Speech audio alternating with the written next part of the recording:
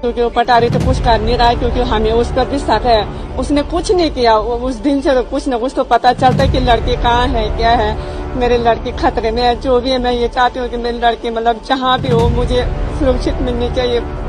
मुझे कुछ नहीं चाहिए, बस मुझे अपनी लड़की चाहिए।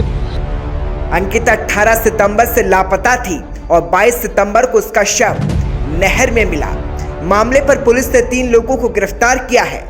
लोगों में गुस्सा इस कदर है कि तीनों आरोपियों की भीड़ ने जमकर पीटा।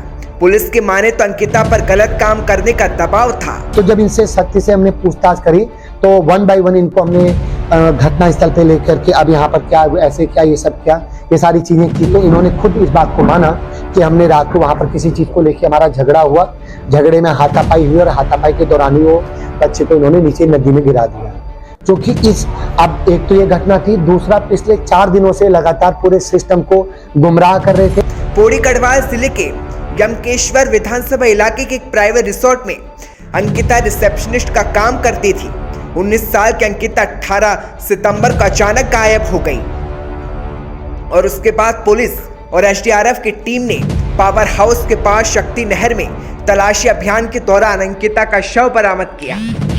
बीजेपी नेता के बेटे पुलकित आर्य समेत 3 लोगों को गिरफ्तार किया गया है। सभी को 14 दिन की न्यायिक हिरासत में भेज दिया गया।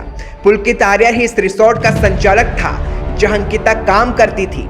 युवती के लापता होने के बाद से रिसोर्ट संचालक और मैनेजर फरार थे और दूसरी ओर रिसोर्ट पर धामी ने बीती रात ही बुलडोजर चला दिया। 5 दिन बाद अंकिता का शव मिला। अंकिता ने पाप से इनकार किया था, जिसकी सजा अंकिता को जान देकर चुकानी पड़ी। उत्तराखंड में लोगों का गुस्सा टूट पड़ा है। मामले पर एसआईटी का गठन किया गया है। बहुत दुखद घटना है और इस घटना से जहां मन बहुत व्यथित है।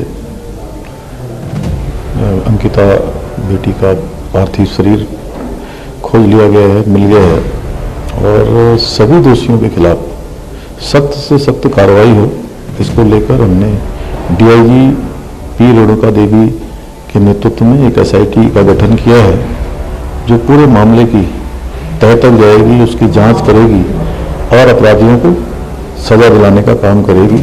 चाहे कोई भी हो, अपराधी इसमें बख्शा नहीं जाएगा। लेकिन शर्मनाक बात यह है कि अंकिता को देह व्यापार में धकेला जा रहा था, लेकिन जब अंकिता ने मना किया तो इस पूरे मामले में बीजेपी नेता के बेटे का नाम सामने आया। आरोपियों ने पुलिस के सामने स्वीकार किया कि रिसोर्ट से 18 सितंबर की रात 4 लोग निकले थे। बाइक और स्कूटी से चारों चिला पावर हाउस तक गए। वहां शराब पीने के बाद पुलकित और अंकिता के बीच बहस हुई।